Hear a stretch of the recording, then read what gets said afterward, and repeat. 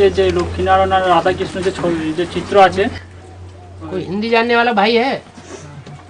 हाँ जी हाँ, हिंदी अनुवाद करना है इनका। हाँ बोलो। श्री चित्र में राधा कृष्ण का जो तस्वीर है और जो लक्ष्मीनारायण की तस्वीर है वो तो संगम जी की राधा कृष्ण और संगम जी की लक्ष्मीनारायण की तस्वीर है ना।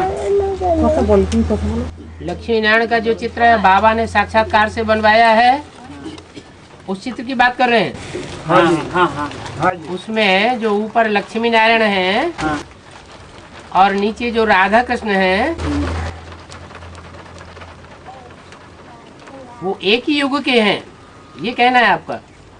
हाँ, संगम जी की लक्ष्मीनारायण करी याद कर सकते हैं। वही एक संगम युग अलग और सतयुग अलग। हाँ हाँ संगम जी का। तो आपका ये कहना है कि वो दोनों ही चित्र है, लक्ष्मी नारायण का और नीचे राधा कृष्ण का जो बना हुआ चित्र है वो भी एक ही युग का है।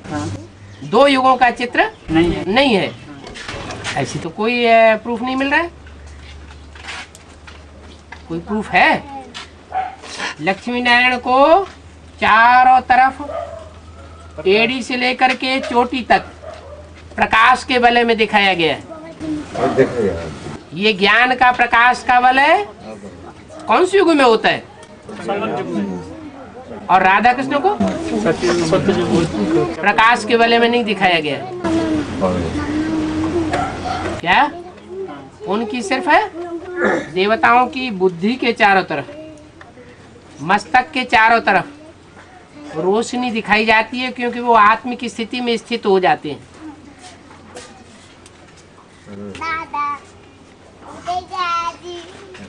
इसलिए वो सतयुग के हैं राधा कृष्ण, और लक्ष्मी नारायण दिखाए गए हैं संगम युग के। और नीचे लिखा हुआ भी है इनका राज्य कब तक चलता है? संवत 1 से 2500 साल तक। माना संवत 1 की शुरुआत इन लक्ष्मी नारायण ने की है, राधा कृष्ण ने नहीं की। संगम जी की लक्ष्मीनारायण संगम की लक्ष्मी नारायण ने वो 2500 साल के राज्य की स्थापना की।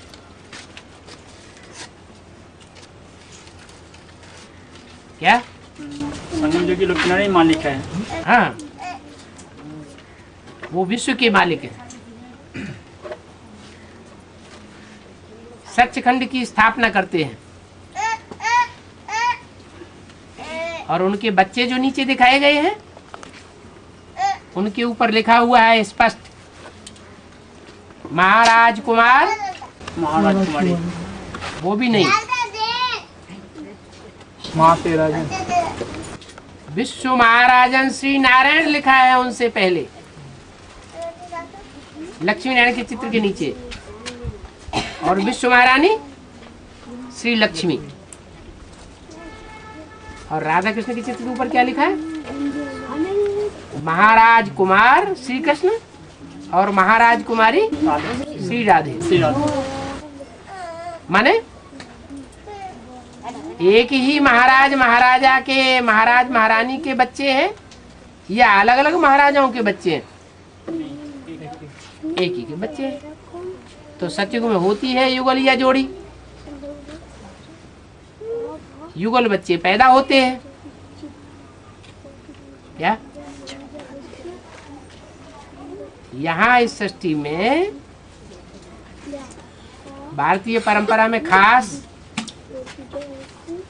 पुरुष एक कुल से और स्त्री दूसरे कुल से होती है, और सतयुग में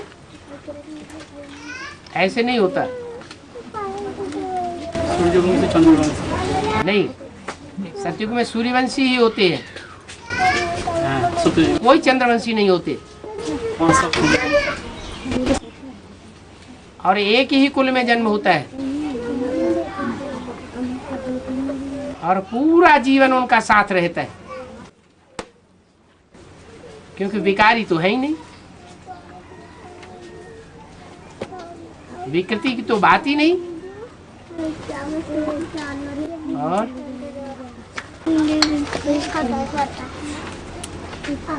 बाबा बेसिक नॉलेज में जो लोग अभी ज्ञान में बेसिक में चलते हैं, बेसिक नॉलेज में ज्ञान में चलते हैं, वो लोग पीपीके नहीं लिखते हैं, पीके लिखते हैं, अपने बाप का नाम नहीं जानते हैं। और फिर उनका जोक करने का तरीका जो है वो भी माने बाबा का श्रीमत के अनुसार ठीक नहीं है। फिर भी वो लोग विजय माला का दाना कैसे बनते हैं?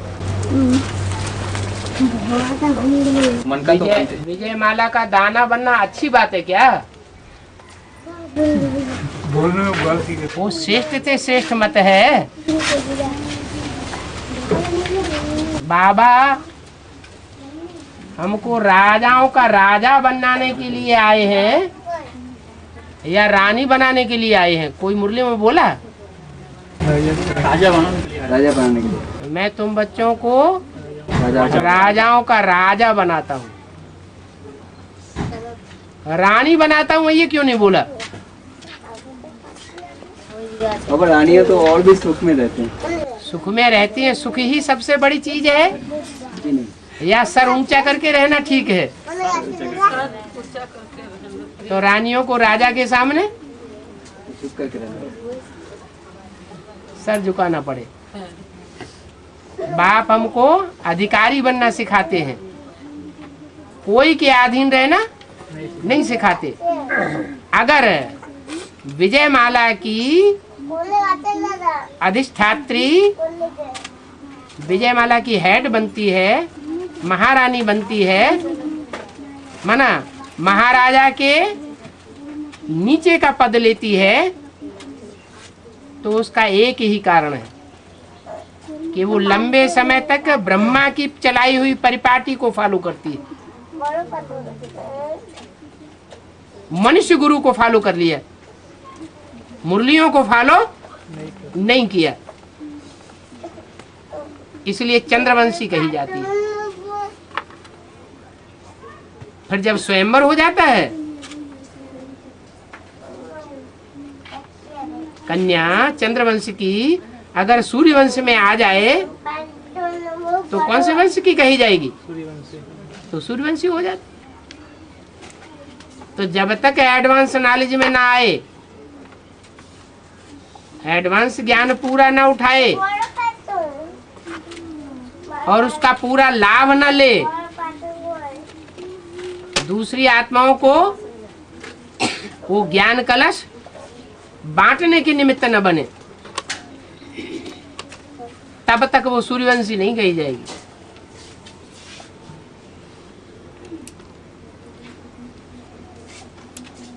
तो विजय माला का लक्ष्य लिया है क्या है? विजय माला का मणका बनना है या रुद्रमाला का मणका बनना है? रुद्रमाला है बाप की माला। शिव रौद्र रूप धारण करता है, वो रुद्र भगवान की माला है। और विजय माला विष्णु की माला है। विष्णु ऊंचा, सूक्ष्म बतन के 3 तबक्कों में 3 देवताओं को रखा गया। विष्णु ऊंचा या रुद्र शंकर ऊंचा? तो माला किसकी ऊंची? माला रुद्र की ऊंची।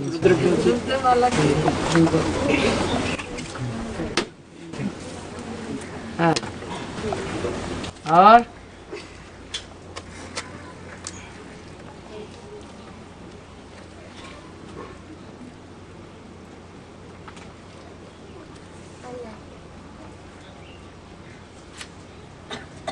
बाबा और एक सवाल, जैसे शिव बाबा वो परमधाम से आते हैं तो त्रिमूर्ति है, 3 मूर्ति को साथ में लेके आते हैं, उनके द्वारा नाम से नहीं लेके आते हैं। इस शक्ति पर आते हैं तो 3 मूर्तियां उनके साथ हो जाती है। परमधाम में मूर्तियां थोड़ी ही होती हैं। इसी सृष्टि में से कोई 3 आत्माएं उनकी दृष्टि में हैं, जिनको वो निमित्त बनाए लेते हैं। हाँ।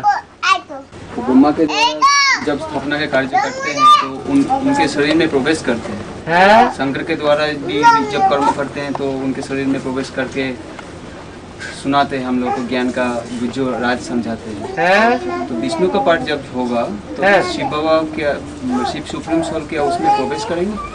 विष्णु को पवित्र कहेंगे या अपवित्र कहेंगे? पवित्र कहेंगे। पवित्र में प्रवेश करने की दरकार है। पवित्र तन में परमात्मा जो पतितों को पावन बनाने वाला है वो प्रवेश करता है। अर्जुन गृहस्थी के रथ में आता है जिसे गिरी हस्ती कहा जाता है, या सन्यासियों के तन में रथ में आता है। रथ माना शरीर। जो भीष्म पितामह है आजन्म ब्रह्मचारी, उनके रथ में नहीं आता है, किसके रथ में आता है? गृहस्थी अर्जुन के रथ में आता है। जो गिरी हस्ती इस दुनिया में माने जाते हैं, जो सन्यासियों के पांव पड़ते हैं और सन्यासी अपन को ऊंच समझते हैं, उन गिरी हस्तियों को आकर के ऊंचा उठाते हैं। क्या बनाते हैं? नर से नारायण बनाते हैं। इसलिए साधु सन्यासी भी जब दरवाजे पे भिक्षा मांगने जाएंगे तो बोलेंगे ओम नमो नारायण। क्या? जो नर सन्यासियों की वंदना करता है, पूजा करता है, आरती घुमाता है, सर माथा झुकाता है, उस नर को भगवान आके क्या बना देते हैं? ऐसा नारायण देवता बनाते हैं जो सन्यासियों को फिर उनके पांव गिरना पड़ता है। तो भगवान पतित को आकर के पावन बनाता है, इसलिए पतित तन में प्रवेश करता है। भगवान के संग का रंग किसको लगना चाहिए? पतितों को लगना चाहिए या पावन को लगना चाहिए? पतितों को। संग का रंग लगे तो संग तारे और कुसंग बोरे। रावण का संग डुबोता है और राम का संग उबारता है। और तो बाबा, तो परमात्मा का जो विष्णु वाली पाठ है वो पाठ पतित पावनी पाठ कहा जाएगा? नहीं, पतितों को पावन बनाने वाला है कि खुद पवित्र बनने वाला है? पवित्र बनने वाला। तो पवित्र बन चुका होता है। बन चुका होता है। कब से? जब विष्णु के पाठ शुरू होता है। जब ब्रह्मा सो विष्णु बने तब ना। तब तो बुद्धि में बात बैठ जाए ना, गीता का भगवान कौन है?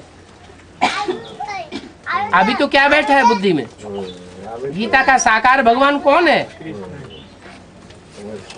कौन बुद्धि में बैठा है? ब्रह्मा ने अपना बुद्धि में बैठा है। दादा लेखराज ब्रह्मा ही तो तथाकथित ब्राह्मण और ब्राह्मणियों की बुद्धि में बैठा हुआ है। तो गीता का साकार भगवान है। तो जब तक एडवांस नॉलेज न ले तब तक उनकी बुद्धि भी पवित्र नहीं कही जाएगी। ब्रह्मा की ही वंशावली है, अधूरे ब्राह्मण कहे जाएंगे क्योंकि ब्रह्मा को फॉलो करने वाले हैं या रुद्र को फॉलो करने वाले हैं। अभी वो किसको फॉलो करते हैं? ब्रह्मा को फॉलो करते हैं। तो ब्रह्मा को फॉलो करेंगे तो ब्रह्मा जैसा ही पद पावेंगे। ब्रह्मा पतित या ब्रह्मा पावन? पतित। पतित। तो उसको फॉलो करने वाले भी पतित बनेंगे। पतित। उनको अधूरा ब्राह्मण कहा जाएगा। ब्रह्मा भी अधूरा चंद्रमा है, तो उसके फॉलो करने वाले भी सब अधूरे हैं। संपूर्ण ब्राह्मण कोई नहीं, लेकिन ये भी पक्का है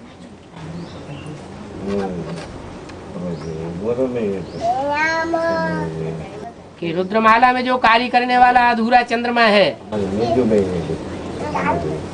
वो जब तक ब्रह्मा सो विष्णु पद ग्रहण नहीं करता तब तक और कोई की सदगति नहीं हो सकता। हो नहीं सकती। और आत्मा क्या चीज से बना हुआ है? अगर बना हुआ है तो कब बना, ये भी प्रश्न पैदा होगा। सही बात। अजर अमर अविनाशी है, बना। आत्मा तो अजर हमारा विनाशी है। कोई चीज है क्या? चीज को तो हाथों से पकड़ा जा सकता है, कोई यंत्र से पकड़ा जा सकता है। आत्मा पकड़ी जा सकती है यंत्र से? नहीं, तो चीज तो है नहीं। क्या चीज? ये बनाई नहीं जाती है, अनादि बनी बनाई है। जैसे आज के बड़े बड़े जो वैज्ञानिक हैं वो भी इस बात को मानते हैं कि जो 5 तत्व हैं, एलिमेंट्स, वो अनादि हैं, वो बनाए नहीं जाते। पृथ्वी, जलवायु, अग्नि, आकाश। ऐसे ही आत्मा भी अनादि है। 5 तत्वों के जो कणु कण हैं, अणु अणु हैं, उनका सब का पार्ट अविनाशी है। जो अणु जहां से शुरू होता है सतयुग के आदि से, और जो साइकिल उसका नुदा हुआ है ड्रामा में, वो सारा साइकिल पूरा करके उसी पॉइंट पर पहुंचना है उसी। तो आत्मा भी परम धाम में जहां से आई है 84 का पार्ट बजाते बजाते फिर वहीं उसको पहुंचना है। आप घर से आए हैं तो कहाँ जाएंगे? घर जाएंगे। तो ये अनादि है। कर्मातीत अवस्था मुरली में है, कर्मातीत अवस्था बन जाएंगे तो छोड़ी छोड़ना पड़ेगा। हाँ जी, हाँ जी। तो क्यों छोड़ी छोड़ना पड़ेगा? मुरली में तो बोला है कि बाप तुम्हें जीते जी मरना सिखाने आए। क्या? जीते जी मरना है, ऐसे नहीं शरीर छोड़ करके मरना है जैसे ब्रह्मा मर गए। उन्होंने ज्ञान को समझा नहीं। जीते जी जो मरेंगे 1 2 3 4 5 6 वो नर से नारायण और नारी से लक्ष्मी बनेंगे। जीते भी रहना है और ऐसे ही संसार में रहना है जैसे कोई मुर्दा रहता है, सुनते हुए न सुनो। लोग ग्लानि सुनाएंगे क्योंकि ईश्वर की बातें सबको समझ में नहीं आती। हम ईश्वरीय बातों पर चलते हैं तो लोग ग्लानि करेंगे। एक कान से सुनना, दूसरे कान से निकाल देना।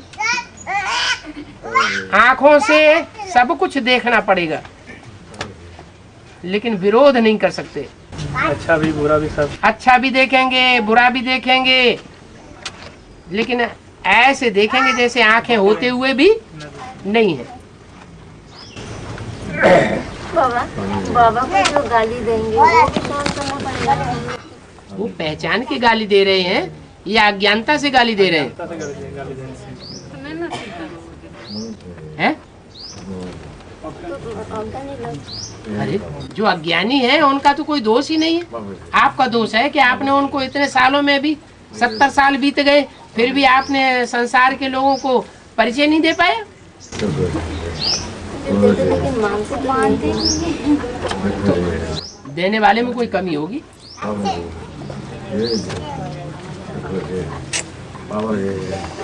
जब बता दिया कि मनसा पावर एक जगह बैठे बैठे सारे विश्व में संदेश फैला सकती है।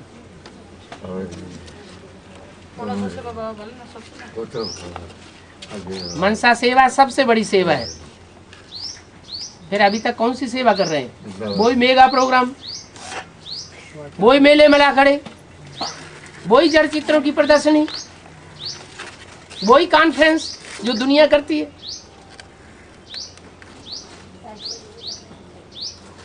तो इनसे तो दुनिया का कल्याण होने वाला नहीं है।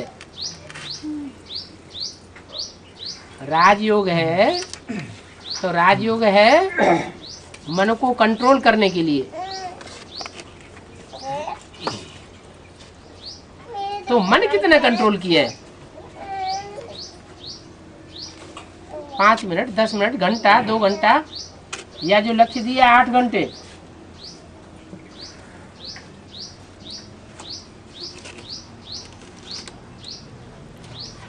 मननात् मनुष्य कहा जाता है। मनन चिंतन करने वाले को मनुष्य कहा जाता है। मन का उपयोग करने वाले को मनुष्य कहा जाता है। तो हमने मन का पूरा उपयोग किया है, मन को एकाग्र किया है? किया ही नहीं, तो ईश्वरीय पावर कहाँ से आवेगी? है? मन एकाग्र होने की पावर आएगी तभी तो मन सा सेवा करेंगे। अमृत वेला कितना हो रहा है?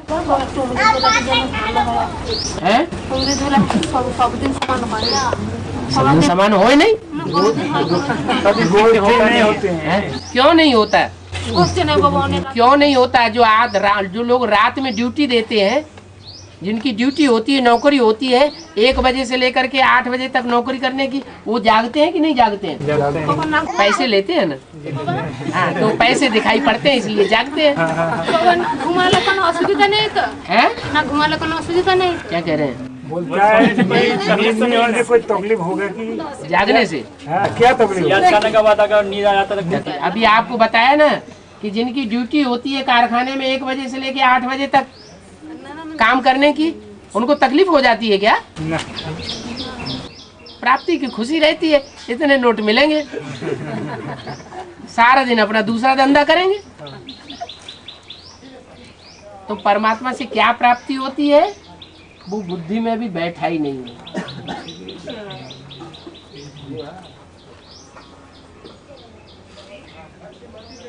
और तो कैमरे के सामने ही खड़े हो गए। अच्छा, हाँ बाबा जोग्य आती थे है जोग्य आदि में छोटा मामी बड़ो मामी में छोटा मामी आदि में जोग्य के आदि में जो प्रवेशता हुई बाप का, क्या हुई? प्रवेशता बाप का जो प्रवेशता हुई, छोटी मम्मी में प्रवेशता हुई। वही बात बड़ो मम्मी में बाप में ये बड़ो मम्मी में छोटी मम्मी में प्रवेशता हुई कि हुई नहीं?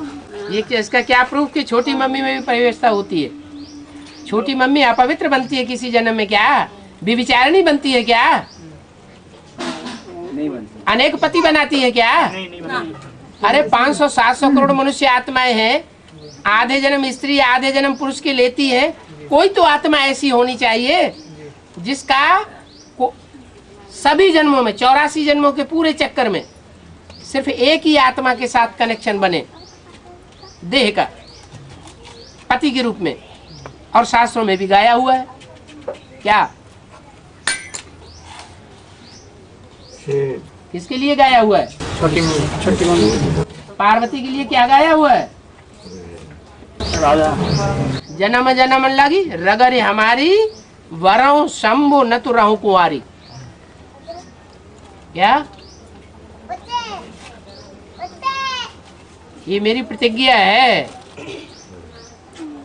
कि जन्म जन्मांतर मैं शंभु को वर्ण करूंगी पति के रूप में, नहीं तो मैं कुंवारी बन के रहना पसंद करूंगी।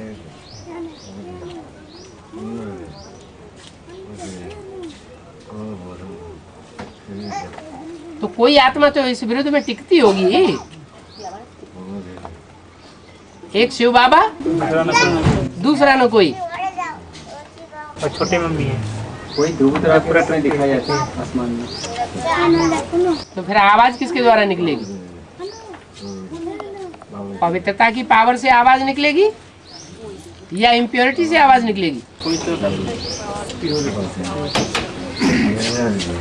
बोला भी है, भारत माता शिव शक्ति अवतार अंत का यही नारा है। एक रानी मक्खी निकलेगी तो पीछे पीछे सारा झाड़ जाएगा। जहाँ प्योरिटी होती है वहाँ यूनिटी बनती है। प्योरिटी नहीं होगी तो यूनिटी नहीं बनेगी। यूनिटी माने संगठन।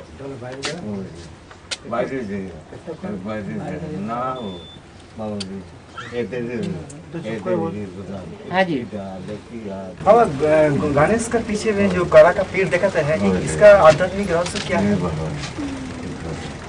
गणेश का पीछे में जो बंदी के रूप में कला का जो पेड़ दिखाते हैं, इसका आध्यात्मिक पेड़ दिखाते हैं ना, इसका आध्यात्मिक पीछे जो केला का पेड़ दिखाता है उसकी रहस्य क्या है? आध्यात्मिक रहस्य और जानवर देवताओं की तरफ बुद्धि क्यों जा रही है? जाने का इच्छा करते हैं, यानी कि इच्छा होती है, माने पूर्व जन्म का हिसाब किताब है जानवर भगवान से। जानवर के रूप में जो देवता पूजे जा रहे हैं उनकी तरफ हिसाब किताब है नहीं, घबरा रहे। पेड़ दिखाता है जो कला का पेड़। हनुमान और गणेश की पूजा सीढ़ी की चित्र में दिखाएगी कलयुग में। द्वापर युग में इनकी पूजा नहीं होती है। भारतवर्ष में